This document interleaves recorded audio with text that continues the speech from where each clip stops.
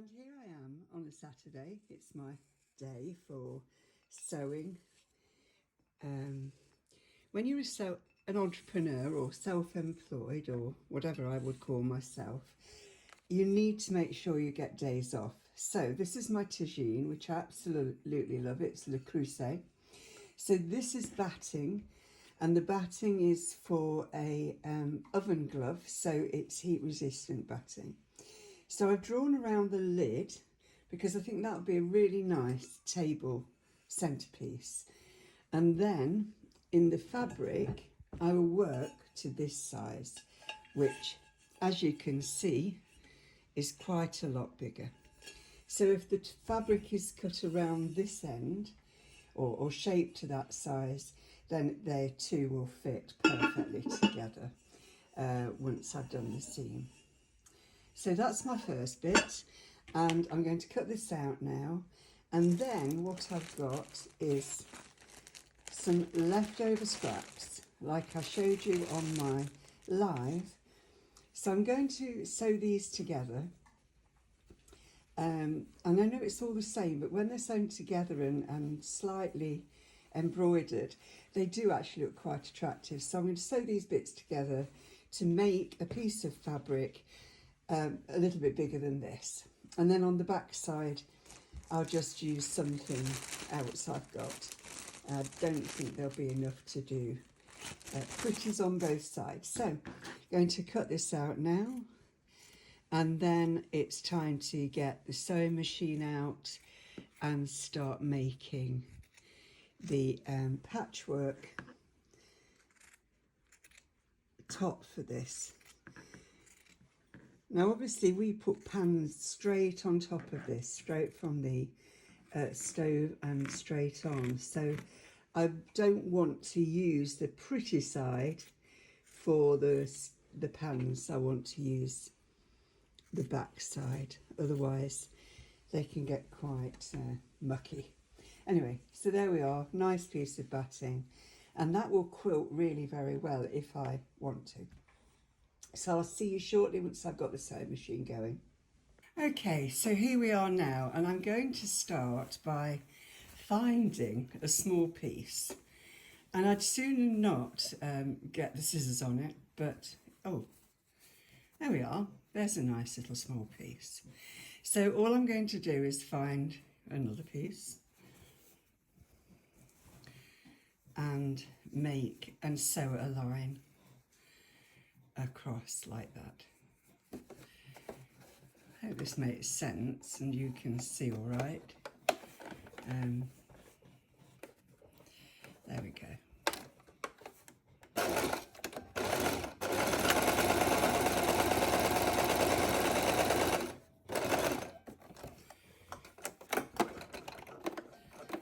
I don't have one of these wonderful posh machines that professionals use.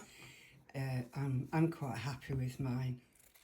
I think this was free in actual fact. It was a, there we are, look at that. So already you've got this beautiful new piece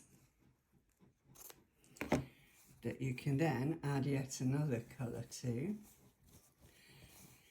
and maybe add a little bit over here. And you literally just work along, adding tiny bits. I'm sure any quilters out there that are experts would go, oh my God, what is that one doing? But, you know, this is me. I just enjoy playing, and I don't really take my crafts too seriously. Although I do confess I am considering, very seriously considering, a 12-month course in painting, which is something that I probably need to get one of my experts on, supporting me to overcome those messages that were given to me by an art teacher when I was young, which made me use those phrases which we're all familiar with. I can't, or I'm no good, I'm rubbish, and all of that. Well, that teacher did me no favours in terms of my belief in myself regarding my art. So, oh, it seems that I've run out of cotton. So I'm going to stop this now and I'll come back to you shortly. Okay, so we're back on the road again with our little patchwork.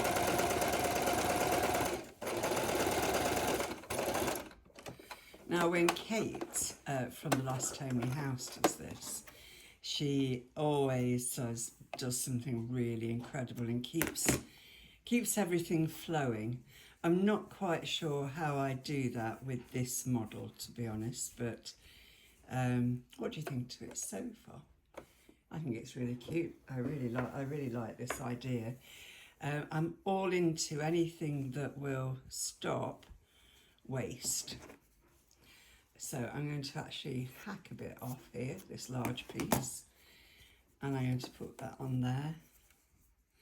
There is a right and wrong side to this cotton actually, this batik, which tells me it's not, oh, I've done something silly, oh, nothing new, doesn't really match it, yeah, it keeps breaking the cotton. So I've got something wrong, and I think it might be my tension. I must have knocked it when putting the sewing machine away. So I'm going to play with the tension a little bit. And also you might notice I'm using 2 different cottons, which you're not supposed to do at all. But I've had this lilac cotton for years. And I just thought, oh, I rarely have anything to make with that colour. So I'm going to just change the tension and see if that stops the problem.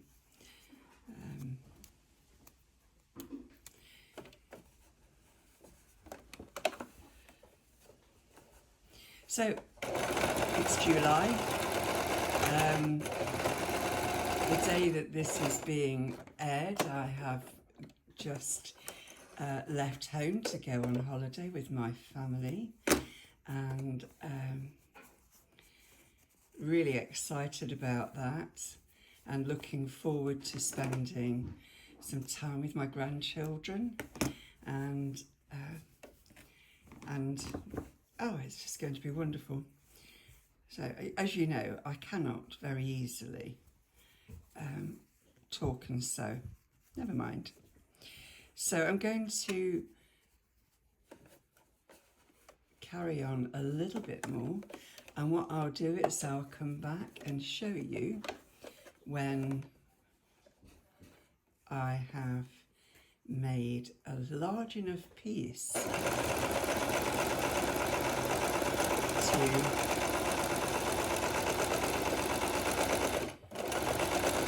cover the front of this pan stand.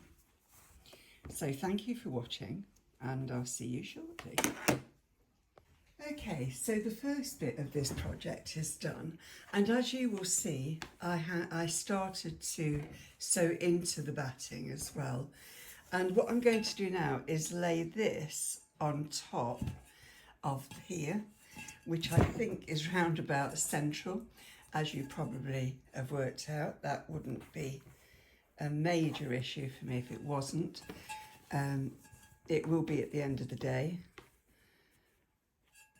So I'm just making sure that I have got it as correct as I possibly can at this point. And then I'm just going to draw around here. Let me just raise this up a little bit more for you. I don't know if that's easier for you to see. Whoops. Waggling about. Let me move myself along. There you go. So I'm just going to draw around the pan so that I can know what my mark is to cut the fabric. I've actually got a lot more fabric left than I thought. So this is a really fabulous way of using up your scraps. There are other ways to use up scraps as well, to make ornaments. And as you remember, if you remember one of my videos where I used a bowl and glue and created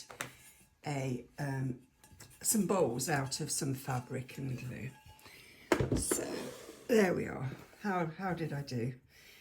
Quite well, actually, I think. Quite happy with that. So the next job really is to cut this so that I've got something to work with.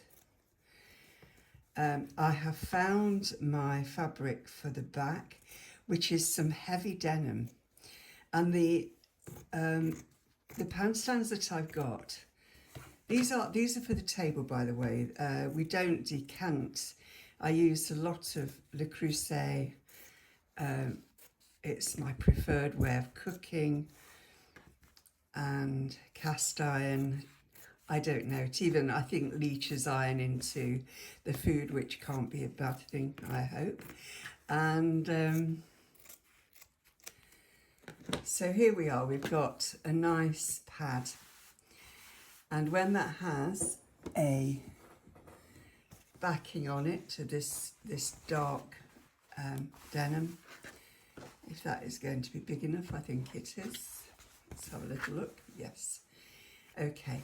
So what I'll do next is I'm going to do a little bit more sewing through here, just on the machine sewing, just to secure this. And then I will turn this over, sorry, correct, right sides together, and I will sew round just beyond the edge of the batting, just to give a little bit of movement. And I will leave a section, and I'll probably try and leave a section like this that is a single piece of fabric, so that I can turn it around. Okay, so I'll be with you shortly, and you should see the finished object, which I don't know what you think about it, but I think it's rather special. So, and as I say, I've still got quite a few bits that have just dropped on the floor off my knee. And so there's still all these. So I think we could make some more and have a whole range of peacocky, beautiful purple and turquoise table mats. In fact, it'd be lovely, wouldn't it, if you'd got a whole set? But anyway, I'm not going to do that. This is a recycling project, so I can see that I want to whip a bit of this off here while I'm talking to you. This is a recycling project in a sense, or upcycling, for what would literally have probably just gone in the rag bag and sent to make rag mops out of. So, thank you for being with me. I'll carry on. I'll see you in a bit. Okay, so I finished putting a little bit of quilting onto this. It's predominantly to hold it, not really to be artistic in any great way. So I've also cut out a circle of heavy denim, and I'm going to place both of the circles together and just put some clips on the edges so that it doesn't move around massively while I'm stitching. So bear with me while I do this. I need to do some edge cutting, I can see. And, oh yes, look at this. And also, that's actually just ones that I've already cut off. And also work out, which I think is this bit, which is what I'm going to leave open, so that I don't, so I can turn it inside out. So I'm going to put that to there, and as you will see, I have lost my neat edge, so I want to return that to a neat edge so that I actually manage this properly.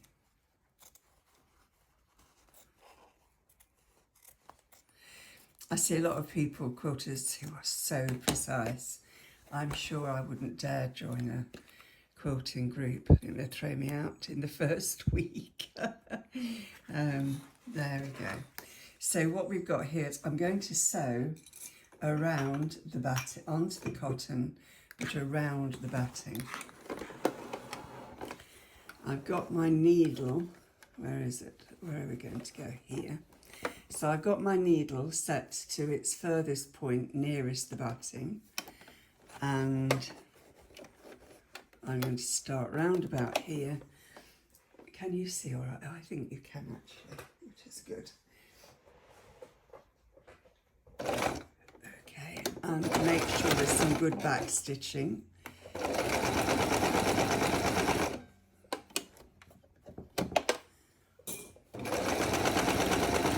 Some time ago, so inspired by these wonderful quilters, I bought a free hand embroidery pressure foot. Do you know, I've never got round to using it.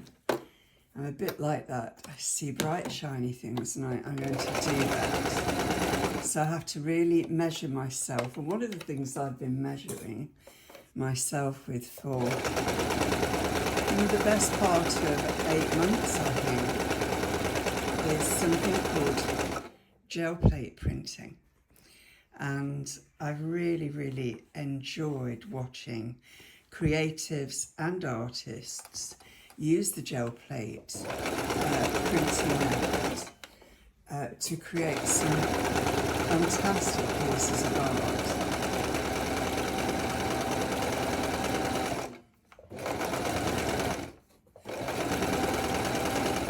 Which has been totally and completely inspiring. But after all this time, I resisted purchasing the kit for the very simple reason that I wanted to make sure that it wasn't a bright, shiny thing that I was going to invest time and money in. And let me have a look at this, let's just see. I think this would probably be best clipped, do you agree? Trimmed and clipped, I think. So I decided not to go straight into investing in the jelly plate kit. And not massively expensive, by the way. The reason for it was really around the fact I needed to prioritise my life and what I was doing whilst in recovery. And I knew that if I bought one, it would probably take precedence over everything else I was doing, which quite honestly, when you're writing a book and making clothes in this case and messing around with a sewing machine, you genuinely do not need any more distraction. So I don't know if you can see what I'm doing. Let me see. I actually trimmed that a bit close, so I'm not going to do very much clipping on that. Just to help it in the process of folding over. Just a few, not sure it really needs it, but it's the old dressmaker's habit, I think. Have a curve, clip it. Yeah, so because I've watched some wonderful artists and creative people do this stuff, I thought I'm going to do that. But in actual fact, what it's done for me, it's shown me that I'm actually far more interested in the artist point rather than the crafting, creative, beautiful people that I watch. And they do some wonderful things, but far too messy for my personal taste. So she says, making a right old mess at the moment. So I think this is why, in a sense, there's been an inspiration to actually go to art school online and actually learn how to do all these things that I was told I was rubbish at by my wonderful teachers, or a teacher. And I'll be honest, I don't remember her name or anything about her. And I don't hold her accountable fully for what turned out to be a limitation that she she placed heavily on my shoulders. I'm not quite sure how I'm going to do that and talk, so I won't. So there we go. And this is why I think I'm going to go to art school. So there we are. I'm going to fiddle with this bit here to get it right. And then I will show you the final piece later. Thank you very much.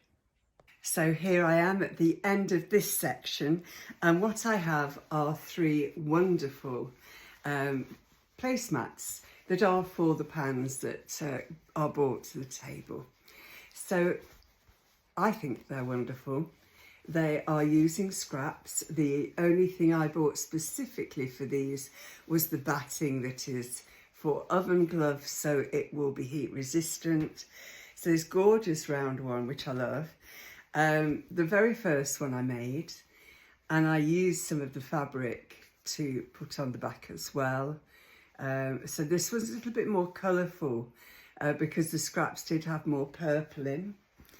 And then I couldn't resist making a little one. So this is the round about 5 inch one with a little bit more purple in it. And again, the denim back. I made a mistake with the round one by not splitting the back of it, because if you can see, I created a seam that you could pull everything through and then sewed that up. Whereas with this one, I had to sew on here. I can honestly say, yeah, there's my bit. So you can see it's not quite as neat. But who cares, really? Aren't they great? Fabulous. I'm really excited about those. And I think we're not really table mat people, but I think that would be a really nice gift for someone. Maybe Christmas things might come out of this. I might buy some fabric specifically. You can get something called fat quarters. So it's like a collection of slightly different patterns that go really well together.